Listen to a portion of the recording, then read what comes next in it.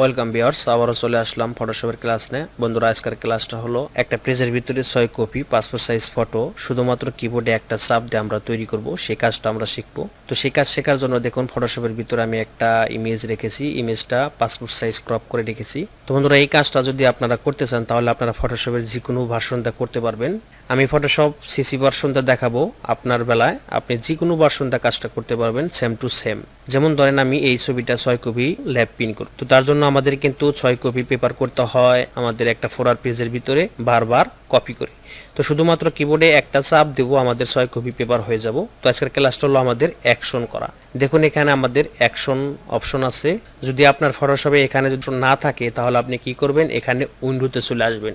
উইন্ডোতে আসার পরে এখানে দেখুন বেশ কিছুগুলা অপশন আছে, এখানে খুঁজলে আপনি পাবেন। দেখুন এই যে উপরে আমাদের অ্যাকশন অপশন, এখানে আপনারা ক্লিক করে দিবেন। এখানে ক্লিক করে দেওয়ার পরে আপনাদের এখানে ডান পাশে অ্যাকশন অপশনটা শো করবে। অ্যাকশনে আসবো, অ্যাকশন থেকে এখানে দেখুন 4 লাইন একটা আইকন আছে, এখানে আমরা ক্লিক করব। এখানে দেখুন নিউ অ্যাকশন নামে একটি অপশন আছে, এখানে আপনি চলে যাবেন। বন্ধুরা, এখানে আসার পরে এরকম একটা ইন্টারফেস শো করবে, এখানে অ্যাকশন অন। এখানে দেখুন ফান ক্যাপশন কিবোর্ড নামে একটা অপশন আছে, এখানে আপনারা সর্বমোট 12টি অ্যাকশন তৈরি করতে পারবেন। বিভিন্ন রকমের অ্যাকশন তৈরি করে রাখতে পারবেন আপনার ফটোশপের ভিতরে। কিবোর্ডে আপনার F2 থেকে F12 পর্যন্ত আপনারা অ্যাকশন তৈরি করতে পারবেন। তো আমি প্রথম অবস্থায় আমি এখানে F2 তে শুরু করি। আমি এর পরবর্তীতে আরো অ্যাকশনের কাজ নিয়ে আসবো, তার জন্য আমি F2 তে এই কাজটা দেখাবো এবং এর পরবর্তীতে আরো অ্যাকশনের কাজ আমি দেখাবো। এখানে F2 আমরা সিলেকশন করে দিলাম। F2 সিলেকশন করে দেওয়ার কারণটা হলো বন্ধুরা, আমাদের কিবোর্ডে কিন্তু F2 তে চাপ দিলে পরে শুধুমাত্র একটা চাপ দিবেন, আপনার 6 কপি প্রিপেয়ার করে দিবে ফটোশপ অটোমেটিক। তার জন্য এখানে আমরা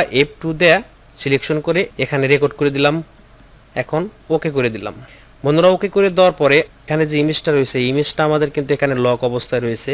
আমরা লকটা আনলক করব, এখানে ডাবল ক্লিক করে দেব।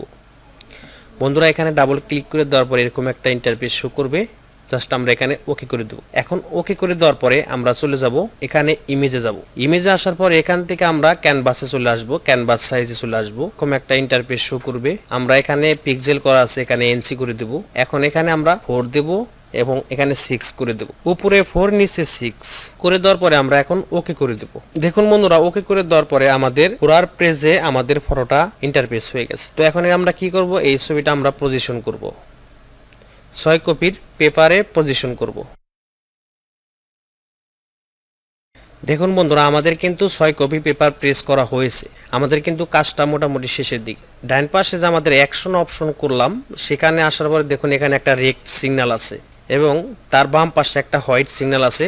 অন্য অন্য ফটোশপের ভার্সনে আপনার গ্রিন সিগন্যাল থাকে। তো আমরা এখানে হোয়াইট আমরা ক্লিক করে দেব।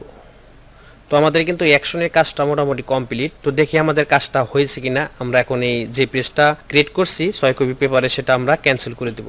ক্যান্সেল করে দেওয়ার পরে বন্ধুরা আবার আমরা ইমেজটা ওপেন করব। দেখুন এখন আমি শুধুমাত্র কিবোর্ডে F2 আমরা চাপ দেব, কারণ আমরা কিন্তু তখন অ্যাকশনটা সেভ করলাম F2 তে। তো এখন আমি কিবোর্ডে F2 চাপ দেব।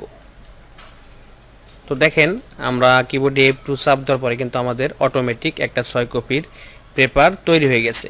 এখন শুধুমাত্র এখান থেকে আমরা ফ্ল্যাটেন করে দেব। ফ্ল্যাটেন করে দেওয়ার পর এখন কিন্তু আমরা ল্যাবে এটা প্রিন্ট করতে পারবো। তো বন্ধুরা, এই ছিল আজকের ভিডিওটা যদি ভালো লাগে তাহলে অবশ্যই লাইক করবেন এবং আমাদের চ্যানেলটা সাবস্ক্রাইব করবেন। সকলকে ধন্যবাদ। সুস্থ থাকবেন, ভালো থাকবেন।